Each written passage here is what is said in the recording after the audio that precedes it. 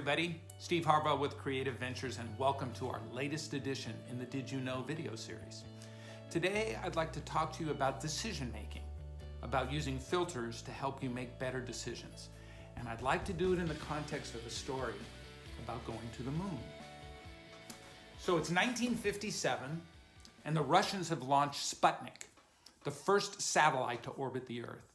And in doing so, they've taken the first step in what would become known as the space race. But that wasn't the only step they took. In rapid succession, they sent the first living creature into space in Latvia the dog. Next, you had Yuri Gagarin. He became the first man in space, followed very rapidly by Valentina Tereshkova. She became the first woman in space. And right after that, you had Alexei Levinov. He became the first person to walk in space. Now, we weren't in second place in this race. We didn't even know a race was going on at that time. It was very difficult for us to figure out how to get in this race. But in 1961, President John F. Kennedy, in a special session of Congress, made this audacious claim. I believe that this nation should commit itself to achieving the goal before this decade is out of landing a man on the moon and returning him safely to the Earth. No single space project in this period will be more impressive to mankind or more important for the long-range exploration of space, and none will be so difficult or expensive to accomplish. Now, this challenge fell upon the shoulders of a fledgling, very young organization, less than 3 years old, NASA. Now, NASA's first task was, how would we get to the moon? And there were three distinct plans. The first was called direct ascent, where they would build this gigantic rocket and just shoot a guy to the moon. It sounds ridiculous now, and it probably sounded ridiculous then, because we already had a gigantic Titanic-like rocket in the Saturn V. The second idea was called Earth Orbit Rendezvous. Set a space station up there, shoot the astronauts to the space station, take them from the space station to the moon, back to the space station, back to Earth. An incremental journey. And the third one was called Lunar Orbit Rendezvous. And it was way in the distance of ideas because, frankly, it sounded crazy that you would actually be able to have a rendezvous of a ship orbiting the moon, send somebody down, back up again, re-rendezvous with that ship and send them home. The risks were astronomical. But after a long time and a lot of research, NASA figured out that was the way to do it. Lunar Orbit Rendezvous. Now, we had rockets, we had capsules. What we didn't have was a spacecraft. A craft that could go from the orbit of the moon to the surface of the moon and then back to the orbit of the moon. A real kind of spaceship.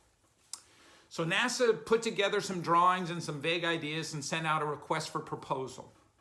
They sent it to all the aeronautic companies out there and eventually awarded the contract to Grumman Aeronautics. Now, Grumman was a known factor.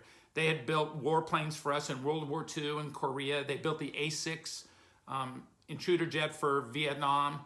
They knew how to build jets. They knew how to build planes. They had no idea how to build a spacecraft.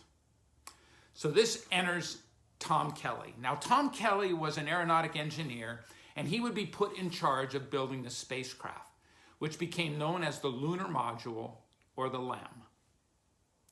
Now, you can imagine the ideas that were flooding in from engineers about safety, fuel requirements, weight, all of them. And what Tom had to do in order to make this thing work was to create a filter, a methodology of passing all these ideas through, that when they hit a certain point, if they couldn't make it through the filter, they weren't considered. He was looking to simplify all the ideas that were being shot at him. And he ended up choosing one filter, a single element that all the ideas had to pass through.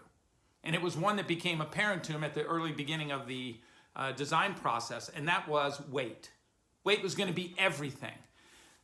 The LEM had to be as light as possible to do the task it had to do.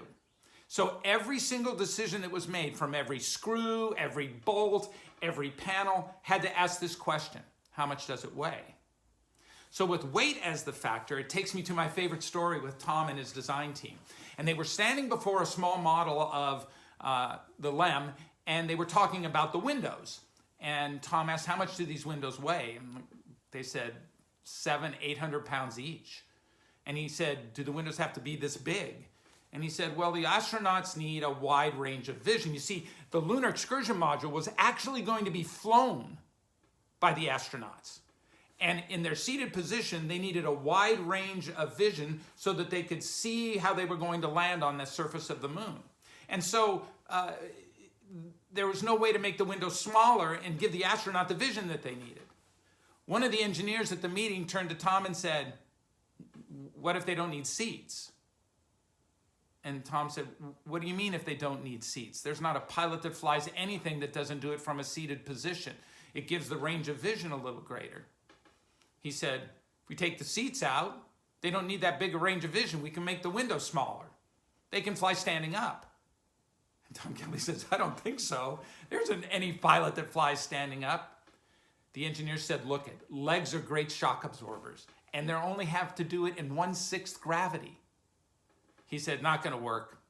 Not going to work. Let's think of something else. That night, this small group of engineers stayed at the Space Center and at Grumman, and they built out of cardboard an actual scale size of what the LEM capsule would look like. And they did it with smaller windows and standing astronauts. Kelley came in and looked at it and said, what's that? He said, it's what we did with, instead of sleeping last night. And Kelley walked inside, he looked up and he looked down, and he looked up from where the astronauts would be, and he turned to his engineering team and said, contact NASA, tell them to teach these guys to land standing up. The removal of the chairs and the reduction of the windows resulted in over a 2,000-pound savings on the lunar module, making it absolutely suitable for landing on the moon in a standing position. So on July 20th, 1969, Neil Armstrong, piloting the LEM with Buzz Aldrin at his side, flew from an orbit of the moon down to the surface of the moon.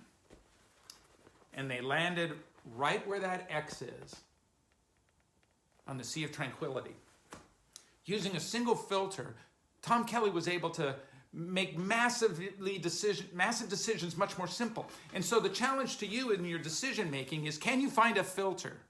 Do you have a methodology that can mitigate making bad decisions? You can never eliminate them, but you can reduce them. We have a program called the Decision Playbook. And the decision-making playbook is all about 2 simple processes that will help you make better decisions.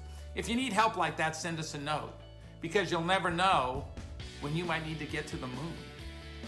Thanks for listening. Looking forward to seeing you next time on Did You Know?